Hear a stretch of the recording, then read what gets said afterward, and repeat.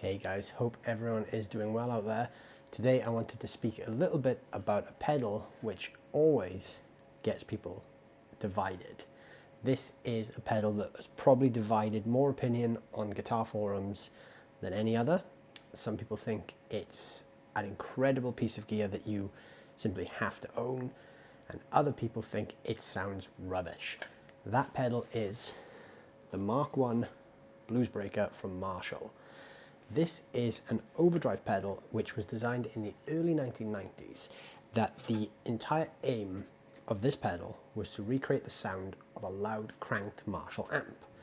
The early 90s was a time where solid state technology was really taking over, and a lot of people were taking solid state amps out for gigs instead of valve amps, especially more local shows for smaller bands. This pedal was designed to make your solid state amp sound like a full screaming valve Marshall. Now they did a couple of different pedals in this range. The Bluesbreaker was just one of them. This is my favorite one. It's based on the Bluesbreaker's combo, which is essentially a JTM 45, like a plexi style Marshall head.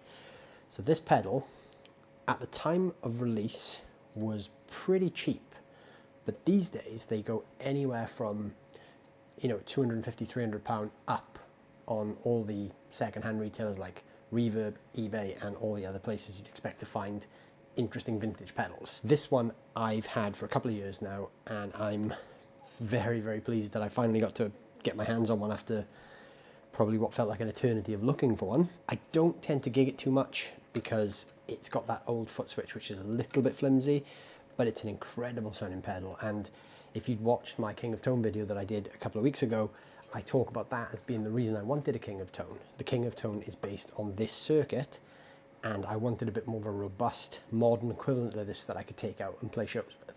So this is the original one. This is probably somewhere in the region of about 30 years old now. I don't know the exact age of this, but I've been told it's quite an early one. I don't know if there's a way to tell. All I know is it's old and it sounds great. So let's plug this in and get a few different tones out. I'm going to be using my old trusty blue Les Paul. This is an Epiphone Les Paul that I've owned for the best part of 20 years now. This was my first, for lack of a better term, my first proper guitar. The first guitar that was a really good one that I got to own, and it's been through the wars with me. You know, as you can see from the back, there's a lot of paint missing, there's a lot of bumps and scrapes, and yeah, it's seen some miles. You can see there's the original color that the guitar used to be, and over the years it's sort of faded into this slightly greener burst.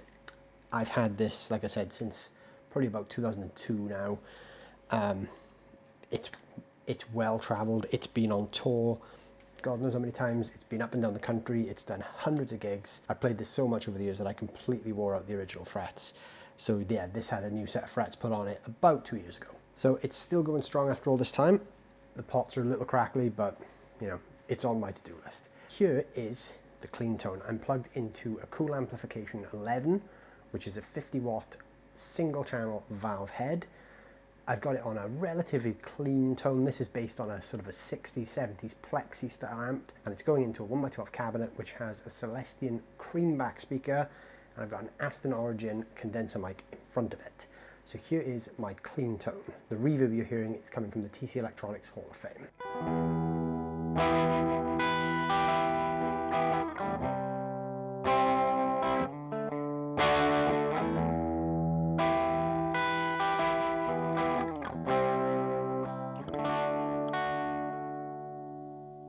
So with all the knobs in the Bluesbreaker set to 12 o'clock, here's what it sounds like.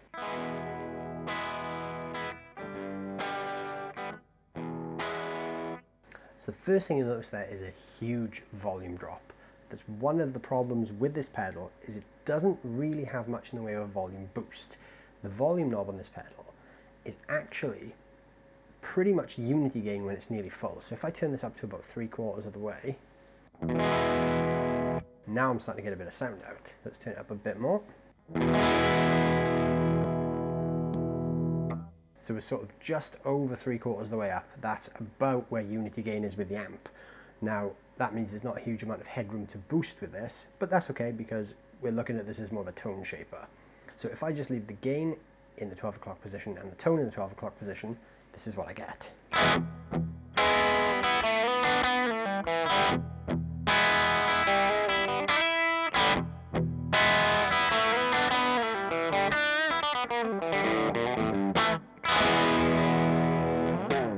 And the same thing on the neck pickup.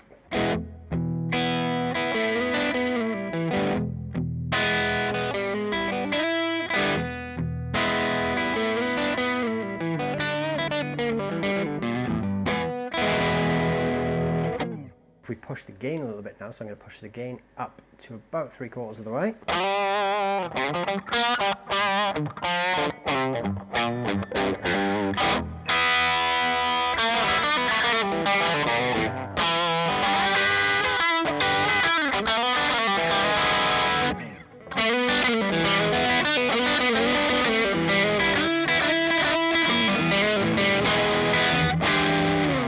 We start to get into a bit more rich, natural overdrive, a little bit more Eric Clapton-y.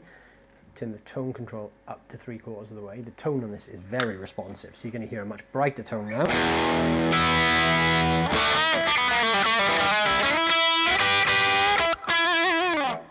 And on the neck pickup.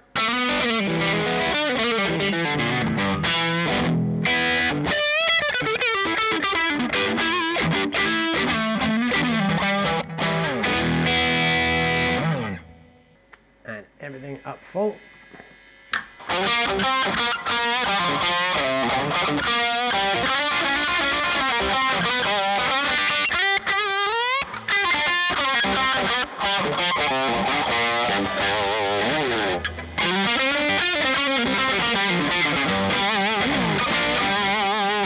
I think where this thing really works best is if you actually take the tone control all the way down and leave the gain and the volume on about 3/4 of the way. This is a nice point where the pedal actually naturally pushes the amp. There's enough boost from the pedal to push the amp just over the edge, but the tone control isn't too harsh. Now, like I said, the tone on this is very responsive, so if you can tame it by turning it down a little bit, it does make a big difference to the overall vibe of the pedal.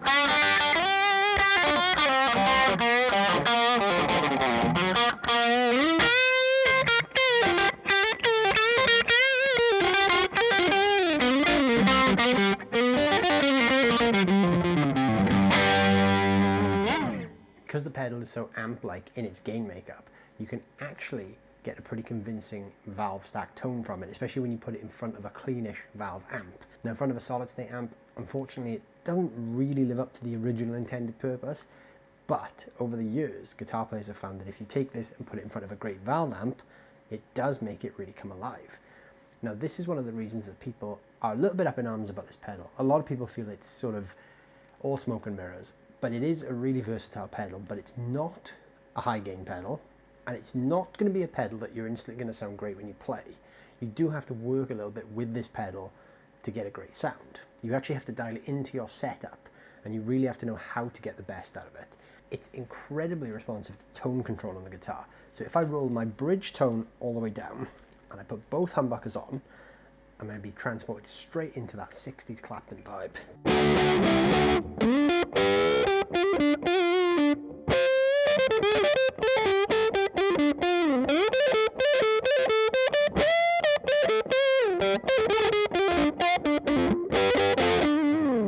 It's also great for single coils. So if I take my telly now and I do the same thing.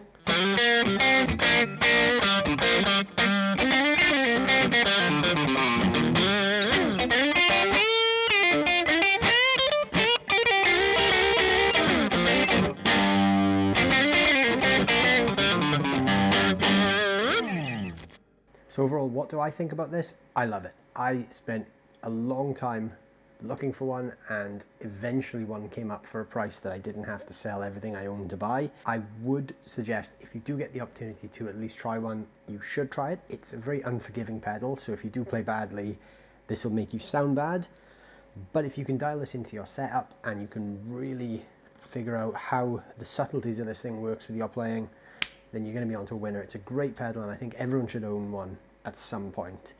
It really does make you think about how you play, because there's not a lot here you can hide behind. Even the gain on this is quite minimal, so you're not going to get screaming metal tones out of this. But if you want something really nice to push your existing valve amp over the edge into something else, I would definitely recommend at least checking one out. So there you go. What did you think? Let me know in the comments below if you thought this is an overrated pedal, or maybe you think it's quite cool like I do and you think it's, you know, a great addition to any pedal board. If you've checked one out and you have an opinion on it, good or bad, I'd love to hear it. It's always interesting to hear what other people think of these things as well. You know, like I said, it does divide people, so it would be great to hear what everyone else thinks about this pedal as well. Please hit the like and the subscribe button if you did enjoy this video, and if you didn't, please hit them anyway, and I will see you guys soon. Thanks so much for watching.